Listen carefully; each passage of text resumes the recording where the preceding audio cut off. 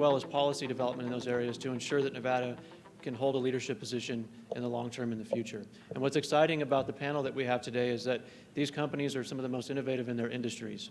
And there's a lot that goes into the equation of sustainability and the technology and the backbone, if you will, and the ecosystems that have to be in place to support the long-term effort to be sustainable, especially in an economy that's very technology driven.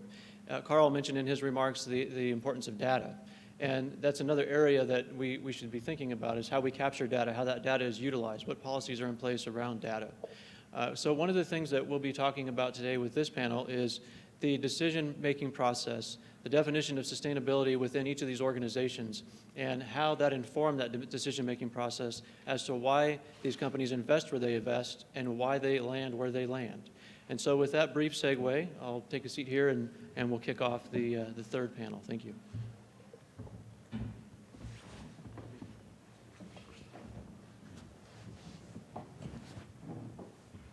All right. So just as I wrapped up those brief remarks, I think let's start with the idea of sustainability and what that means within each of your respective organizations.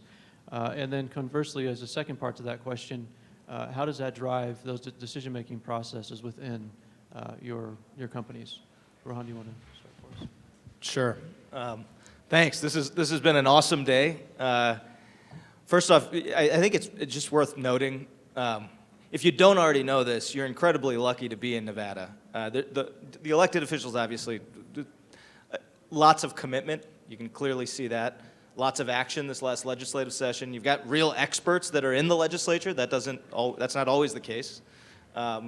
Folks like Kris King. I mean, you got real leadership here. And to this point, and to the question, our entire company is built around sustainability. It's in our mission statement to accelerate the world's transition to sustainable energy. And what's really been fascinating, I've worked at Tesla for about almost 3 years now, and every decision, especially the hardest ones, are animated by going back to the mission statement. At its core, we only create zero emission, we only manufacture, produce, operate, install zero-emission products, battery, solar, and vehicles. And what's interesting about the decision-making process is that every policy that we pursue is judged based on that. Is it more stringent? Are we moving towards, are we accelerating as fast as we possibly can go in the most sustainable way? And so, yeah, I mean, I would love to get into some examples because it is fun, and it's especially fun in Nevada, a place where there is a lot of support for doing more, going further, being innovative, seeing the creative. I was just talking to a guy off to the sideline who does sustainability at Wynn, and wholesale market participation, for example, is one place where I think Nevada could do more, and we certainly are supportive of that, whether it's on frequency regulation or it's on other parts of participation in the wholesale market. That's a big, huge opportunity behind the meter and in front of the meter. So we're excited, and I think it's a great question. I hope it's the question that lots more companies, more NGOs, more government entities are all thinking about. I spoke to a commissioner yesterday here in Clark County. The way he's thinking about Justin Jones, I hope I'm getting that name right. What a wonderful way of thinking about sustainability. He wants to invigorate every part of Clark County with a sustainable model of thinking. So, yeah, I hope every entity is thinking about decision making in that way. Great. Kris? Thank you. Thank you for having me. So at Siemens, we've been around since 1847, and I've got to be honest, our first view on sustainability is about sustaining the company, sustaining jobs. We've got 350,000 employees around the world, and the world is just dramatically changing around us. You've seen what's happened to General Electric, a fine company, but they're really struggling. And Siemens would be in the same place. But what we've done, we've actually reorganized 5 times in the last 5 years to deal with this disruption going on in the world. Our natural gas turbine business is plummeting. I mean, it's just totally collapsing. We do a lot of renewable. We saw that coming, and so we're growing in that area. We're growing in energy efficiency. We're growing in electric vehicles. So we take that economic approach. More recently, we've added on the environmental goals. We've committed to 100% carbon neutral by 2030, with 50% by 2025, and we're making progress toward that. So we're going to electrify all our vehicles, for example. We've got about 46,000. And you also asked about investment. So how do we look at markets? So let me look at the EV market in Nevada and why we're excited and why we're participating here. So when we look at this, and this might be a slightly different EV driver, and then you're left with the rest of that, and there are three parts to that. A third of that actually goes to everybody in this room and everybody in the state, because that comes in as additional grid revenues, because you've got additional throughput through the electricity grid for all that electricity being purchased to fuel those vehicles. And as long as you do it off-peak, so it's not, I mean, you do have to do it right. As long as you do it off-peak, there's no additional cost, or almost no additional cost to the grid to operate that. So that 1/3 flows back to the utility and through the utility back to all the ratepayers. Another third of that is for the generation cost. Now, instead of flowing out of state, now that $23,000, almost all of that goes out of state to oil companies, right? That other third of the remaining half there, that flows to in-state generators. Will now be going to 50% renewable and ultimately 100% renewable production within Nevada, supporting Nevada jobs, supporting Nevada companies with those dollars. And then the other third, and this is part of why we're interested, goes to EV charging companies. Carl Pope mentioned over time this will become a profitable business. It's not today, but a significant number of dollars will eventually go there. So take those $23,000, keep them in-state, flow to the consumers, flow to the in-state companies, and that's why we're excited. Great, Kathryn. Great. Well, thank you all for having me participate in this panel. So for those of you that don't know, First Solar, we're a US-based manufacturer of solar panels. So sustainability is obviously deeply part of our DNA, and in fact, it's our mission statement as well, to lead the world's sustainable energy future. And I'll just say on a personal note how happy I am to be here in Nevada. We were reflecting that we've been active here since 2009 when we built our first project here. So this is a bit of an anniversary for our engagement with the market, and really happy to have had the opportunity over that last decade to create, I think, about 1,200 jobs here locally that have benefited local communities. As to the question of sustainability and how it impacts our strategy, we are constantly thinking about ways that we can decouple our growth as a company, as well as the growth of our customers, from negative environmental impacts. So an example is in our manufacturing processes to make the solar panels. We have the lowest carbon footprint. We use the least water, and we use the least semiconductors of any solar panels that are out there on the market. I think the stat is that we use something like 20 times less water and 6 times less energy to produce a First Solar panel as compared to some other technologies that are out there.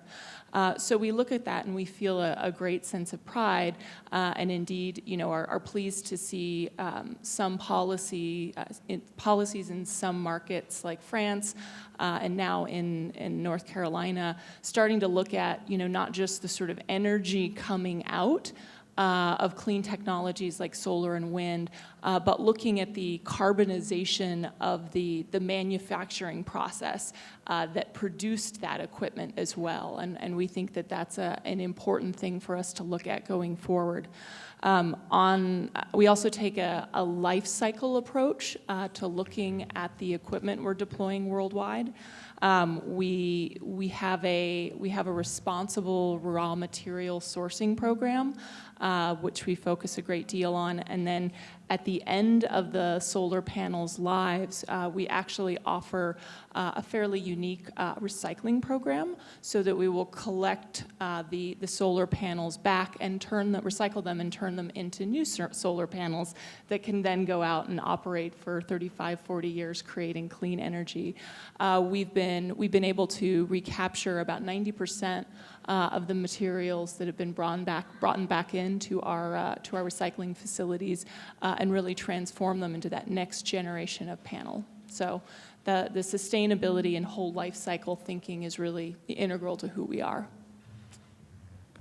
As all of your companies engage globally, I'm curious to know from your perspective what Nevada's done well and what opportunities you see from Nevada. So many things. I want to just tell a quick story. Yesterday, usually I'm coming into a state or going to a country and meeting with a governor or whoever, policy leaders, elected leaders. But Kris Riley, who runs most of our recruiting work, workforce development work, and a lot of our policy work here, who's over there on the left side of the room, who you guys should definitely meet. He's incredible. He took me to a high school here, Cimarron High School. For those of you in Vegas, you maybe have heard of this high school. It's a Title I high school, very diverse high school. Go into their lab, and they've got 3 different sections, one that's on CAD design, one computer programming, robotics. They actually manufacture even, they cut the metal there. They've got 3D printing that we have at our Gigafactory. The whole life cycle of building these robots and competing against the best and brightest around the world, beating Chinese and Indian and Korean and California high schools. And this high school here in Vegas is doing this. So we're super excited to be a small part of that. But the reason why I bring this up is what I think Nevada is maybe doing better than anywhere else I've seen is is building out this workforce in a way that is truly exciting and sustainable. So we certainly are a beneficiary of this too.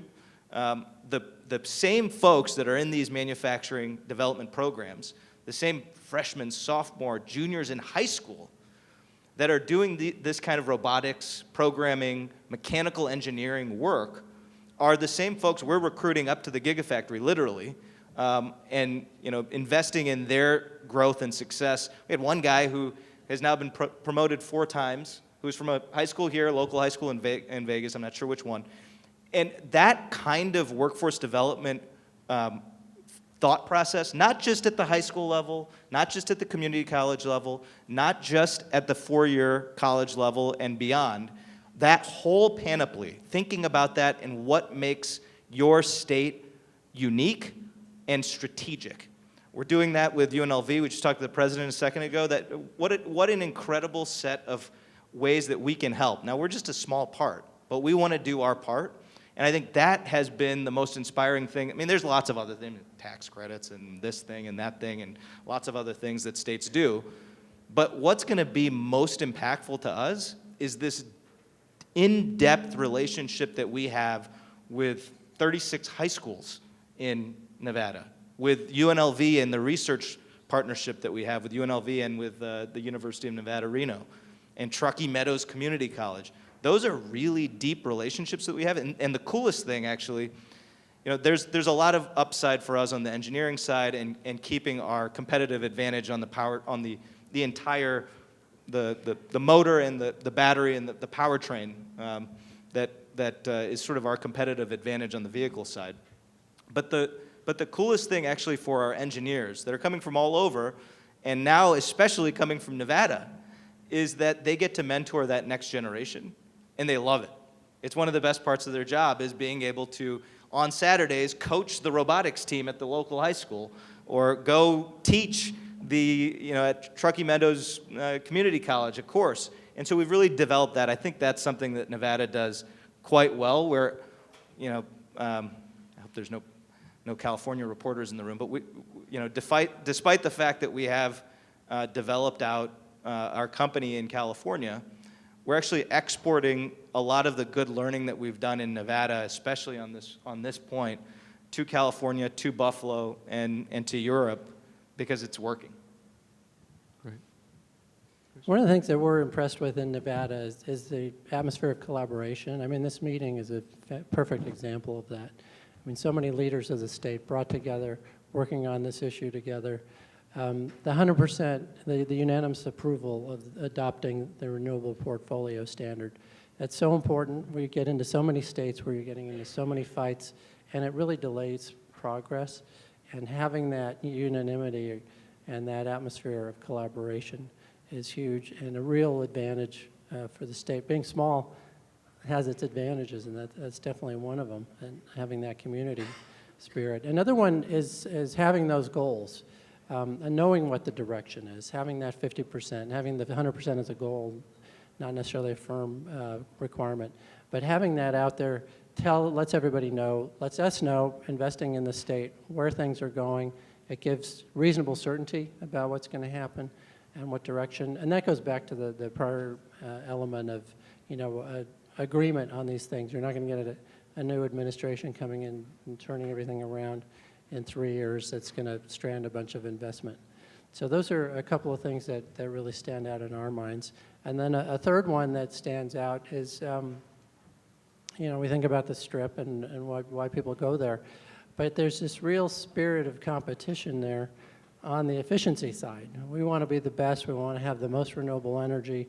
We want to, be the most sustainable, which in some ways is, 100% opposite of what, gaming and so on. But it's such a great thing to see there. Great. Well, I first want to just echo what Rohan highlighted in terms of the workforce here.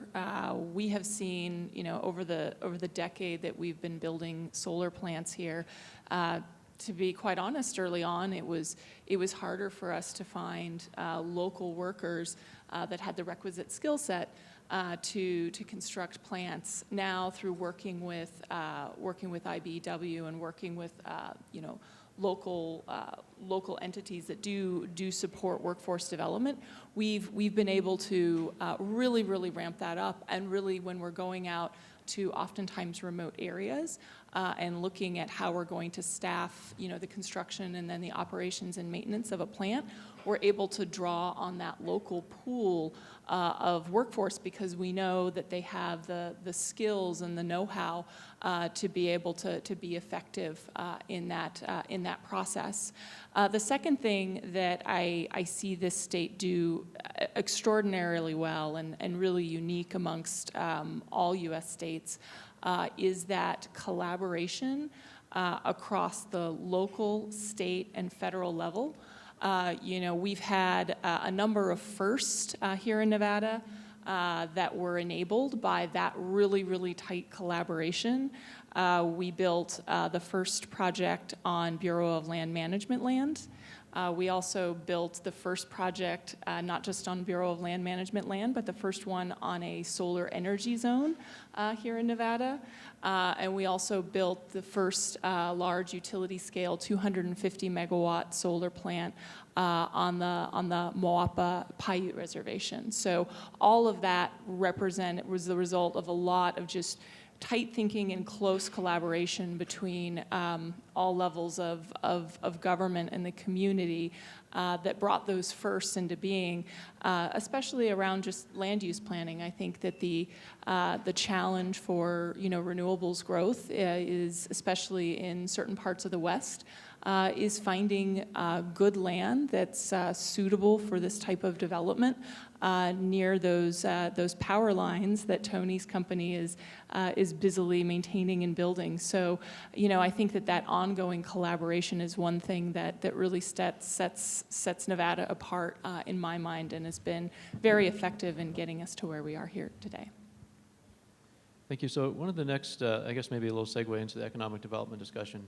But the economic development community in Nevada, we're always looking at the future in terms of where industry is headed and the impact that new technology is going to have on our workforce and on our potentially on our policies. And as we look at the next 5 years, in all of your industries, you're highly innovative. Where do you see your industries going? Where are you seeing the most growth potential within your industry? And subsequently, in spurring innovation and looking for governments that are supportive of innovation, what is the expectation around your specific technologies and the nexus with policy development for economic developers? So there's a couple of things. One that I want to highlight that I think is important is there's a limited supply of electric vehicles, electric buses, and the like. So in the short term, not in the long term, but certainly in the short term, states that have the best policies both on the demand side and also direct incentives, build out charging networks. That's where that investment, that's where those vehicles are going to go. So there's a short-term issue where, to be quite honest, every vehicle manufacturer that's not Tesla is going to be selling their vehicles in places with the best policy. We only sell electric vehicles, so it's less relevant for us. So that's one. Two, I mean, I think Carl, I don't know if Carl's still here, but Carl mentioned this in his speech just a second ago. Everything in every country is moving to decarbonize. Whether they do it fast or sort of slow or medium speed, that's the question, but they are all decarbonizing. So if you're in an industry or you're not supporting, whether it's cement manufacturing, heavy manufacturing, or any other type of development, that's where the entire world is going. And Nevada has an inbuilt advantage already. You've got a significant amount of solar industry, you've got lots of other key industries that are here, and you have what will be the largest, not just EV factory, the largest factory, period, in the world is sitting up in Sparks, Nevada, employing 10,000 plus people. We've got 1,000 people down here in Vegas. So you already have an advantage around electrification that I think seems smart. I haven't studied exactly where you might want to go, how you might want to do it in specific, but it certainly seems smart as a strategic matter to build on that and develop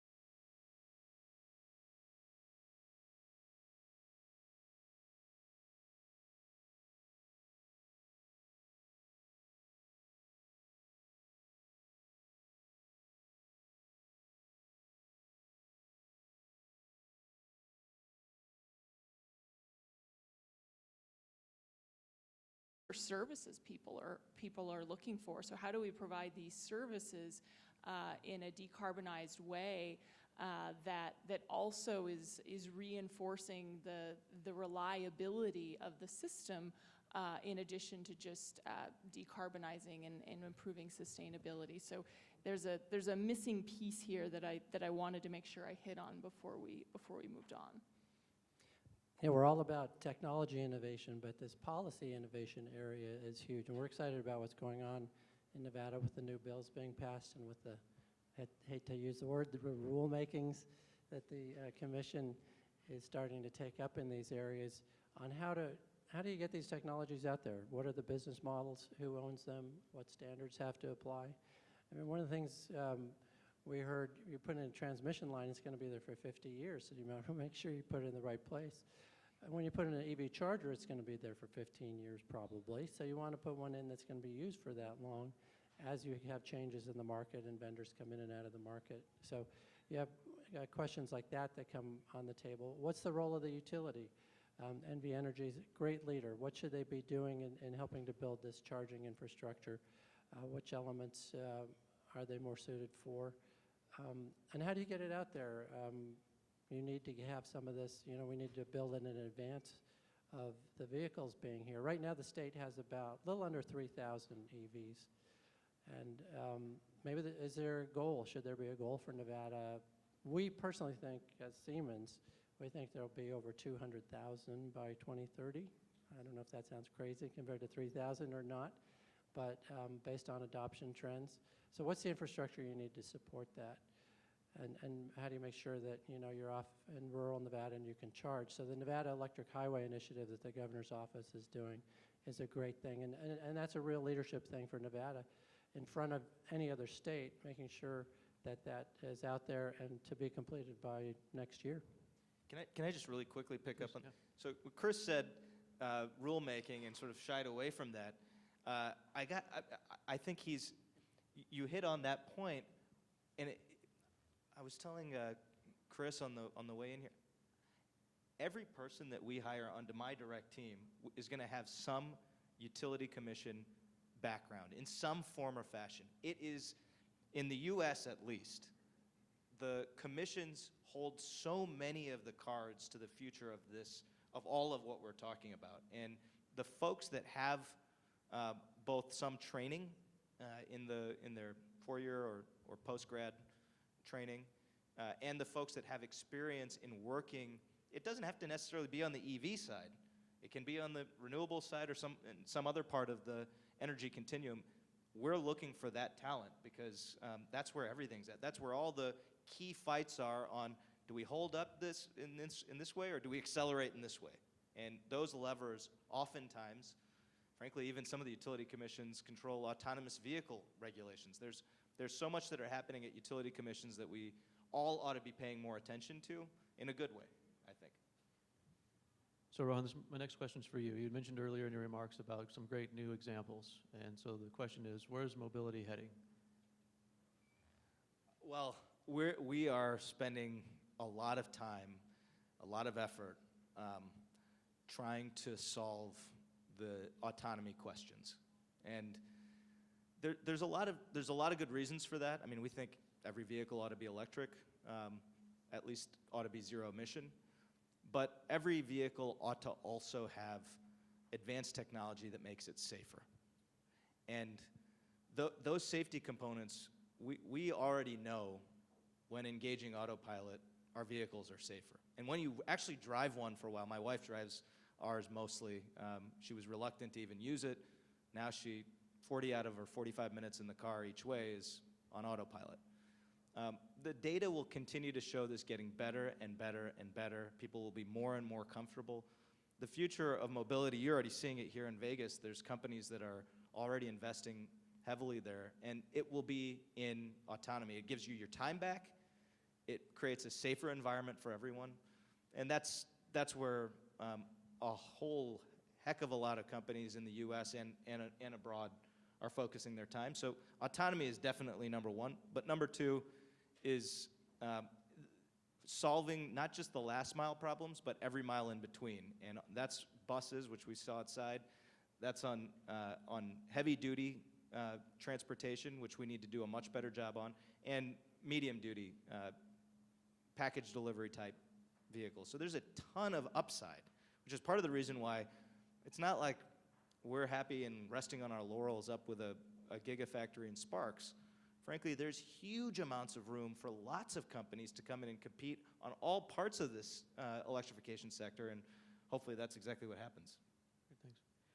Kris and Kathryn, just kind of pulling back to a more of a macro perspective, but what are the trends that you're seeing globally and nationally that are furthering your industries, and how does that play here locally in Nevada? Yeah. Oh, go ahead. No, you go ahead. So decarbonization is international. I mean, we obviously do a lot of work in Europe, a lot of our business in Europe, and that's huge there.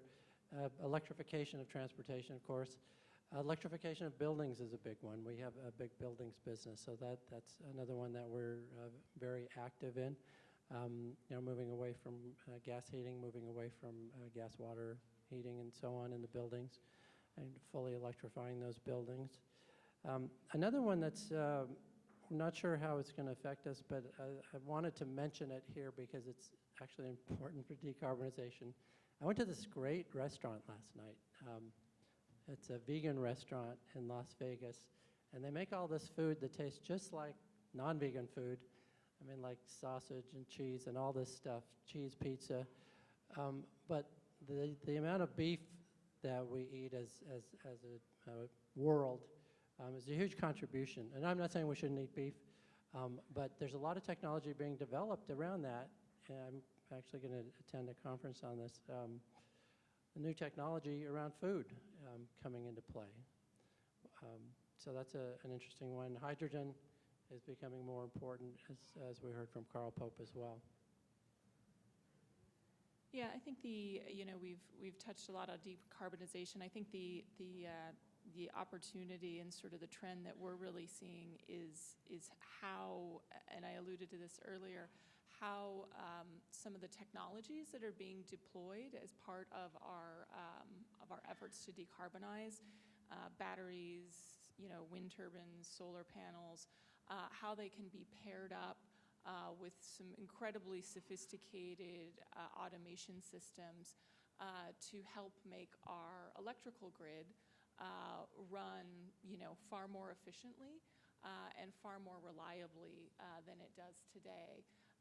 And even in some cases, help us to defer very large investments that might need to be made to continue service in the way that it's sort of always been done.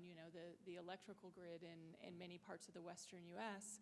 Has been around for a long time, and upgrades may have been deferred. Some parts of the grid are very robust. I think here in Southern Nevada we have a grid that's very robust. But thinking and expanding that toolkit as we decarbonize and really looking at what can be done with solid state electronics that are just built into a solar plant today, and a solar plant that has, let's say, batteries installed in it. There's so much more you can do, and so many other tools in our toolkit today than there was 20 or 30 years ago to try to optimize that grid reliability in a way that pursues both decarbonization goals as well as reliability goals. So.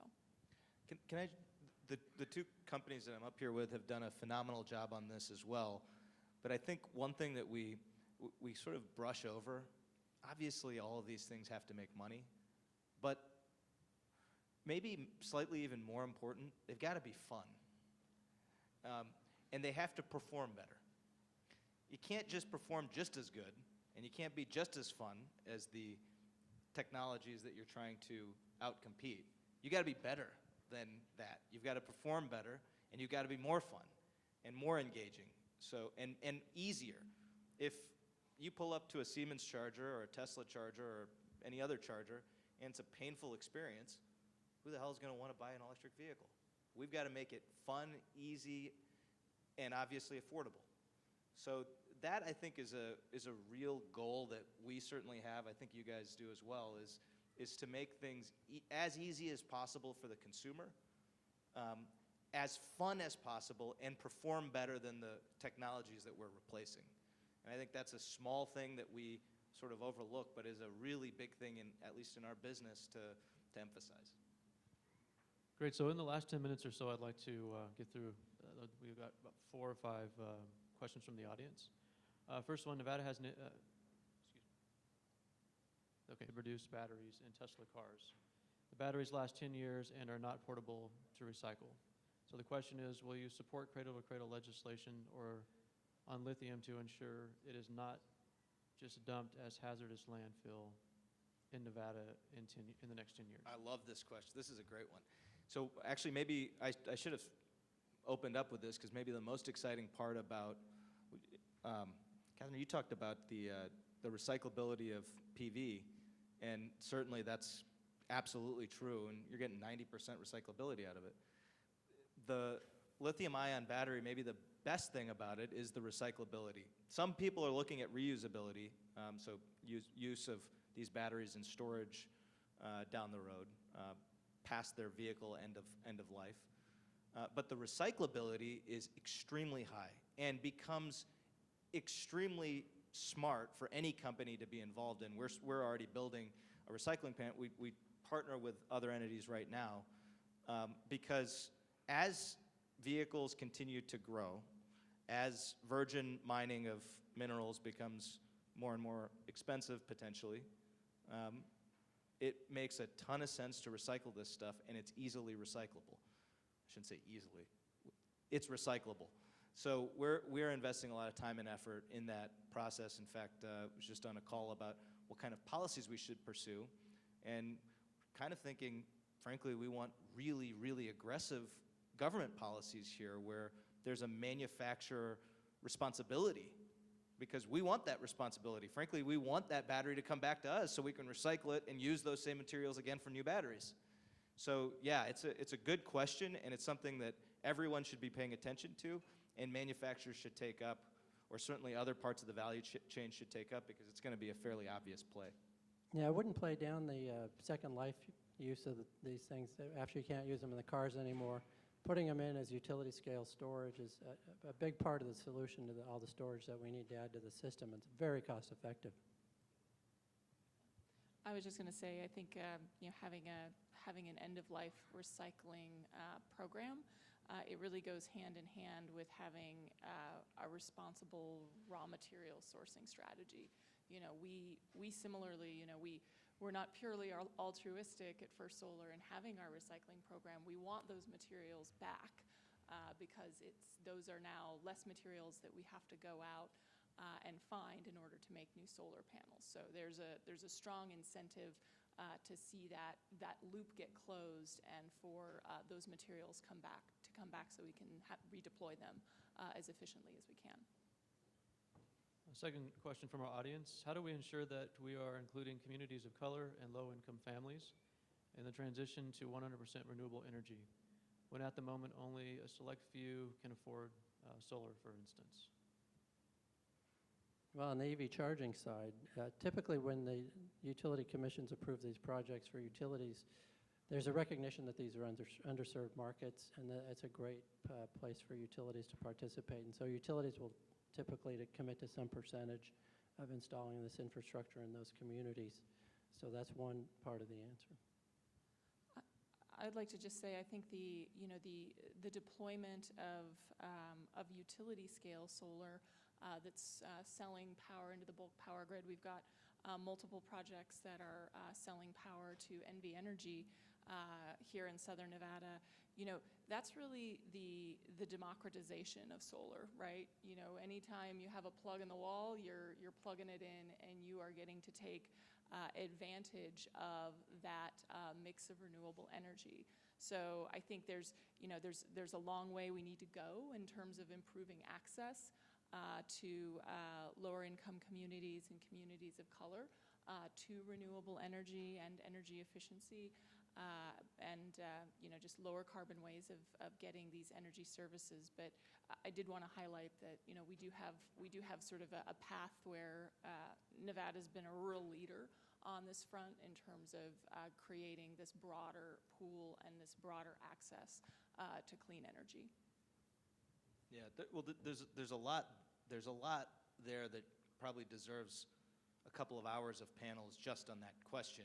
There's a ton of things, including the pollution side of the equation. So obviously, if you're replacing a diesel truck, that truck is polluting mostly in vulnerable communities around ports, on highways that have been built in, frankly, racist ways.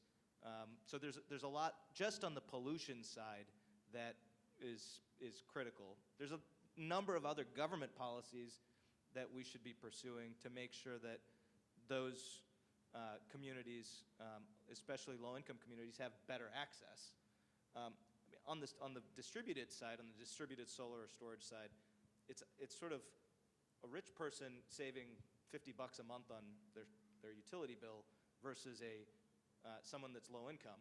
It's a whole different story, and there's a compelling reason there, but that has to be managed as well. So there's a bunch of things there, and I think the other thing that we get quite a bit is, Teslas, they're $35,000 or $60,000, whatever, depending on the Tesla. Well, low-income families are not buying, I don't know, growing up, my dad wasn't buying new cars. So this notion that as the fleet starts turning over, as you start having more used vehicles on the grid, you're going to start seeing a whole bunch of folks picking up these vehicles, frankly, because they're pretty damn cool. So I think we're going to see some of that. And then the last thing is, at Tesla, we're a majority-minority company. The workforce development programs that I was talking about have a meaningful impact in bringing more folks that otherwise don't have access to these kinds of technologies into the ecosystem. And we've got to do way more. Both Tesla does, but lots of others do, and government does, at focusing on this issue. So just quickly coming back to the show me the money. For each Tesla you sell, that's over that life, that's about $3,500 in additional T&D revenue. Again, that flows back to all ratepayers of all income levels. Actually, I just love that you said this, Kris, because it kind of kills me sometimes. If you're in a state like Nevada with no refineries, not much maybe oil and gas revenue, if any, I don't know if you have any, zero, how could you possibly have any policies that would benefit North Dakota and Venezuela? I mean, that doesn't make any sense. It's not that hard of an equation to think about. So I think there's a lot that just needs to be done to, let's look at the basic economics. Kris has pointed it out quite well, but that's what should be driving state policies, not, is this the best thing here? Is that no, it's not some cool technology that you ought to support. You ought to be supporting it because it's really good for the state.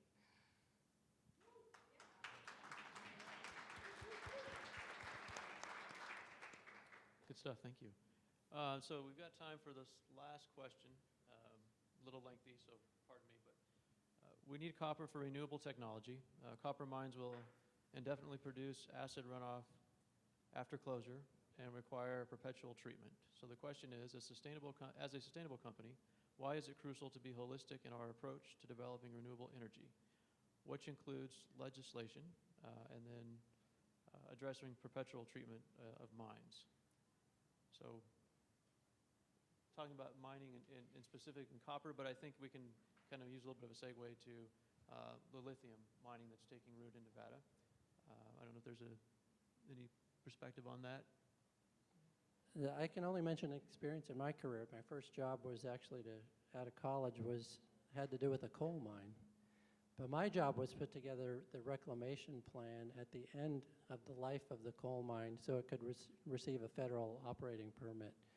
So I think that's good policy, require that plan to be there, require funding to be built up in some sort of trust fund so that can be done, and then you can actually reclaim the land when you're done mining.